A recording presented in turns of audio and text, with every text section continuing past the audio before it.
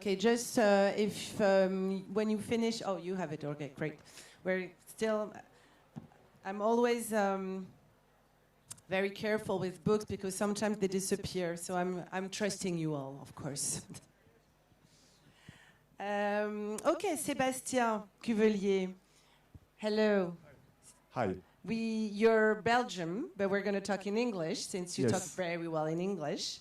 You're a Belgian photographer born in '75, living and working in Luxembourg. And I am going to quote you, talking about your goal in your practice. You say, "My goal is to explore how humans build and live their dream, fantasizes, or hopes in search of a sometimes utopian ideal."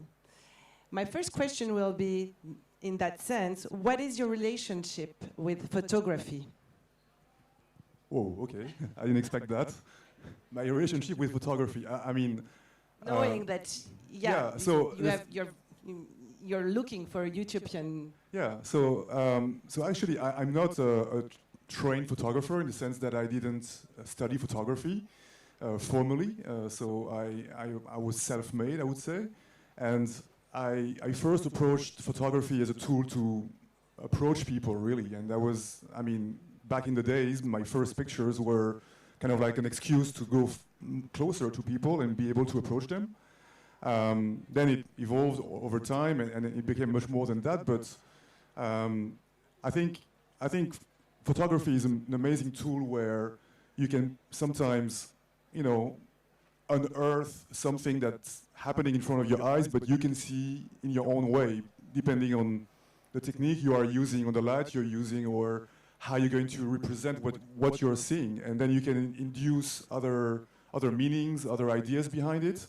And this is what I like, is to show some sort of reality, so some sort of document, in a sense, but something that also is within people's minds, how they fit in that part of their world or the world that I see.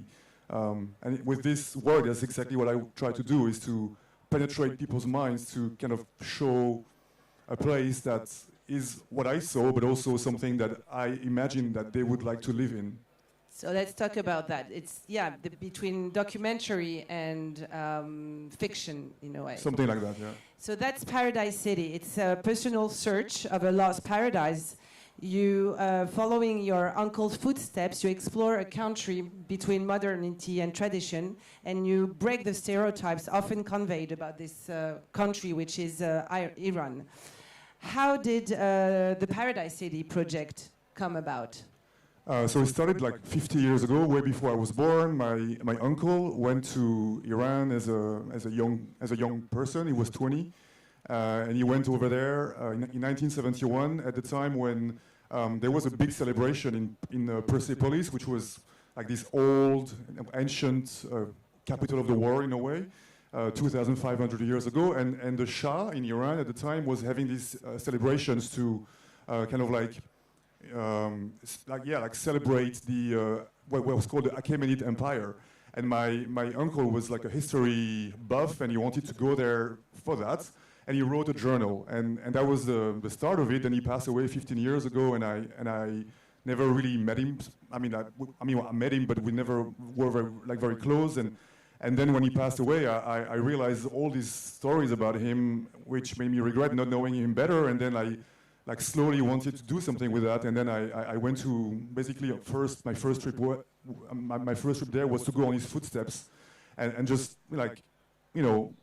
do the same trip that he did. Then I did 2 other trips after that, and I kind of explored a bit more, and I had no clue what I was going to find when I went there. I had no clue what I wanted to do, even whether I wanted to do a photography project at all. I mean, I had my camera with me, but that was about it.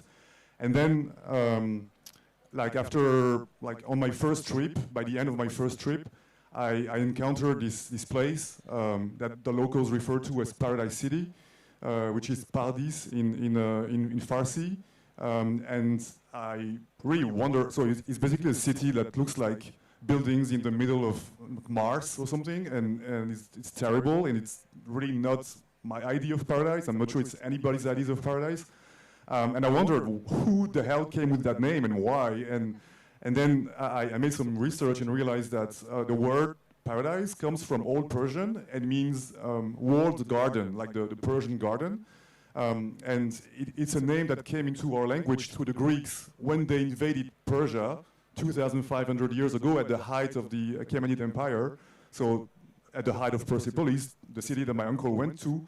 And then they translated it into paradisos in Greek and became paradise in pretty much every city. And that's why, for instance, in the Bible, you have the Garden of Eden, because the paradise is a garden, and it's the same in every religion.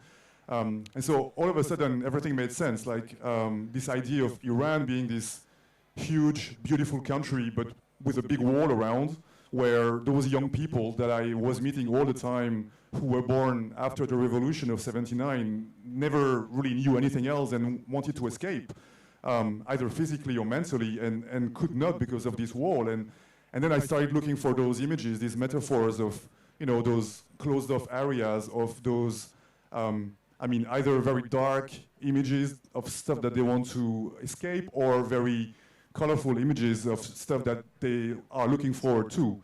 And the more I was speaking with them, and I was staying with most of them because I was couch surfing my way through Iran. I was staying with people's That's how you homes. met them, actually, couch surfing. That's how I met all of them. And then I just I just realized that what they wanted was not really to escape their country, because they love their country. It's super, it's a beautiful country.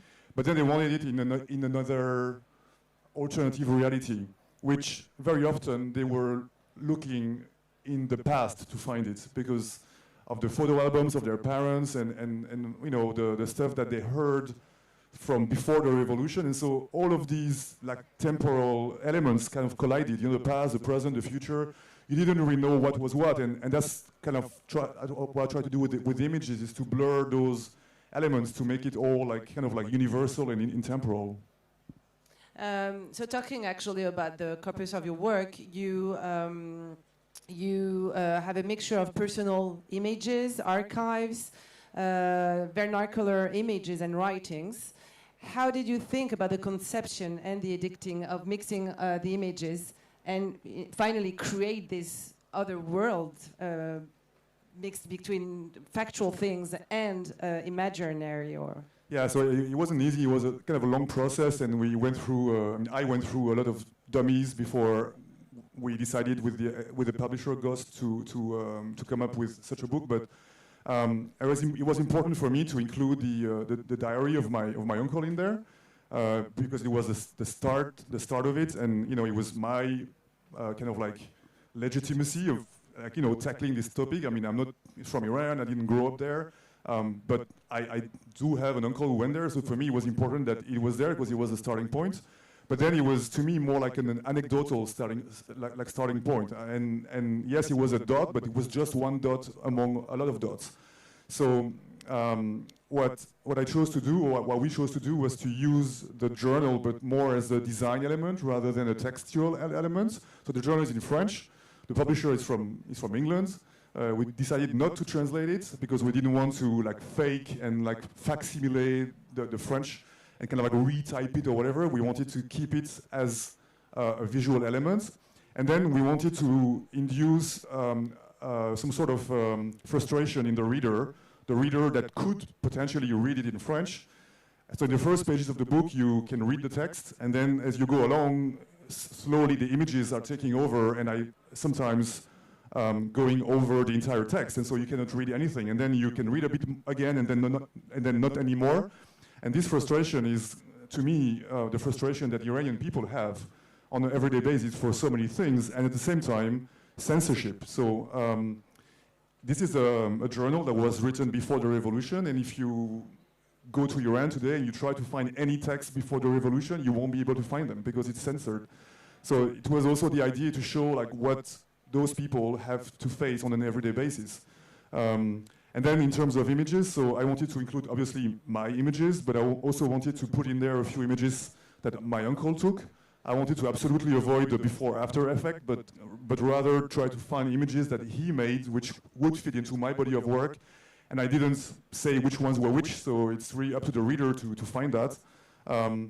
and another element I wanted to include was a local view from Iran from that time, because obviously there's a journal, my pictures, my uncle's pictures, but I wanted also to have images that were made in Iran in the 70s when my uncle went there.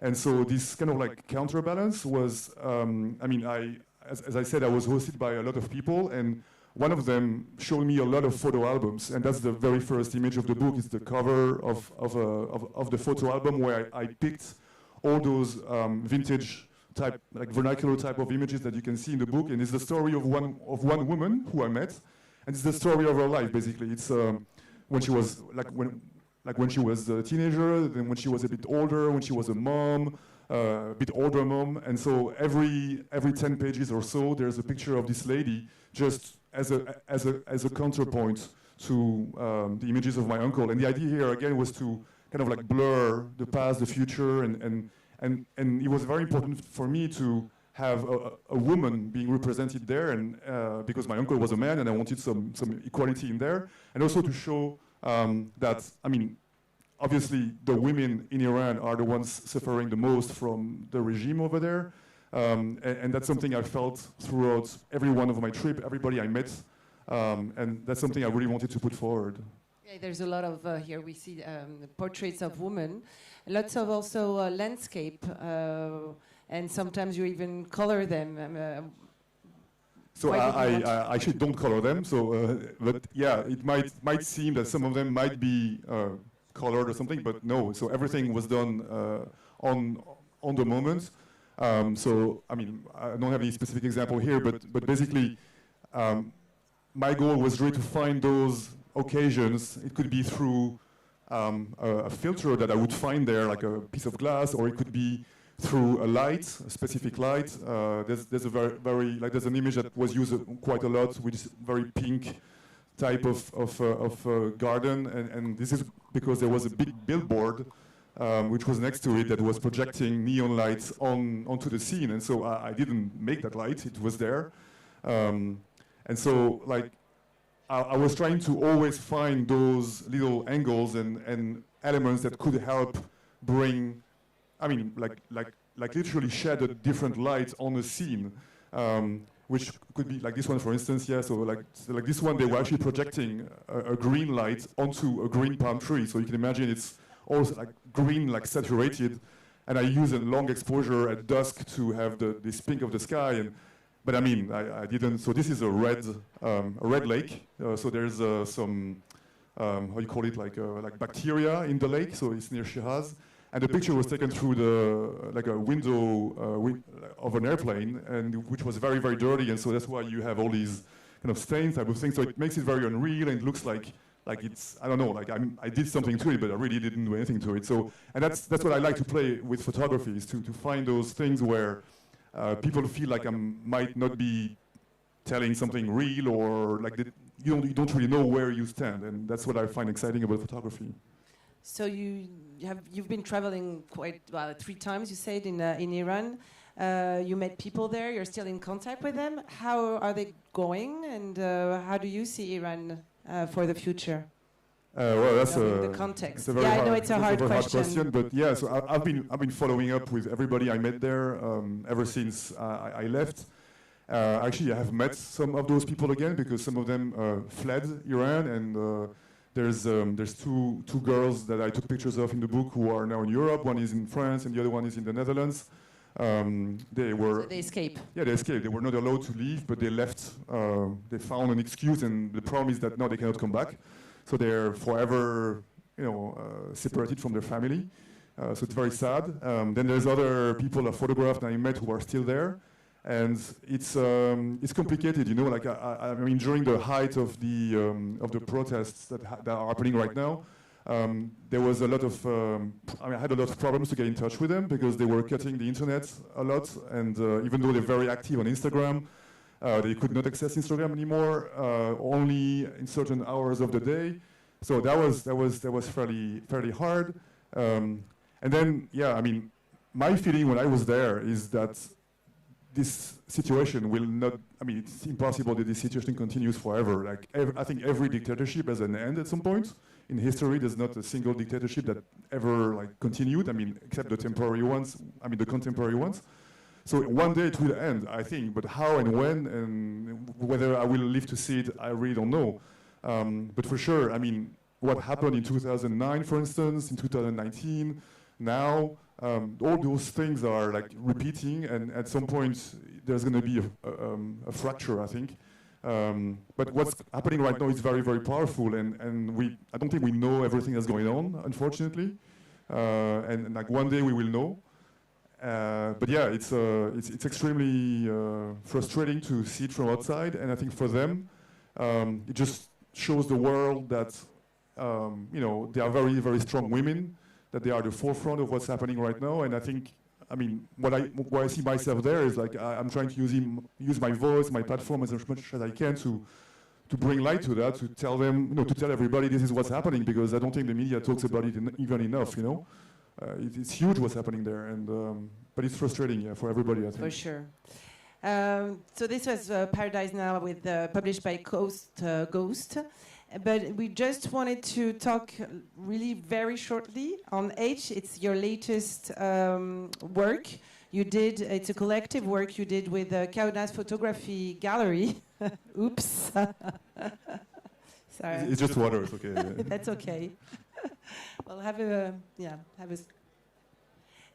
So here it is. H, the notion of humanist photography. Can you tell us just really briefly what it is about? Okay, so it's a collaborative project with 23 photographers, where I'm also in it, and well, maybe I can pass it around. So it was based on a couple of residencies that were happening in Kaunas in Lithuania and in Dudelange in Luxembourg, and that's all in the context of the European Year of Culture, which is happening this year, where Kaunas and Luxembourg are the two capital cities. And you might know that in Luxembourg there's this exhibition, The Family of Men, that was curated by Edward Steichen, which is on constant display. And the idea was to kind of like revisit what does humanist photography mean in 2022.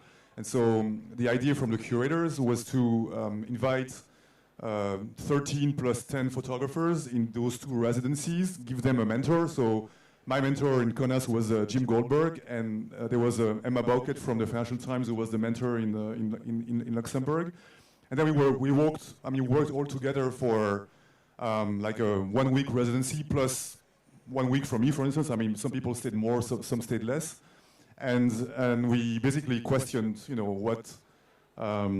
what humanist photography is for each of us and how we would like to represent it. And so some of us have made a specific project on site, like that's what I did. Some other people reuse some archive pictures to fit the narrative and the idea. Some other people made a new project when they came back home. So everybody had a different approach, but the idea was to have all of those projects in the book as like one continuous set of images that's not really interrupted, where it flows from one photographer to the next. Because it really is a collaborative project, yeah. Okay, thank you. Time is flying, so I need to stop. But thank you very much, Sebastien. Sebastien Cuvelier. That's it. And Ghost is at Polycopy if you want to go and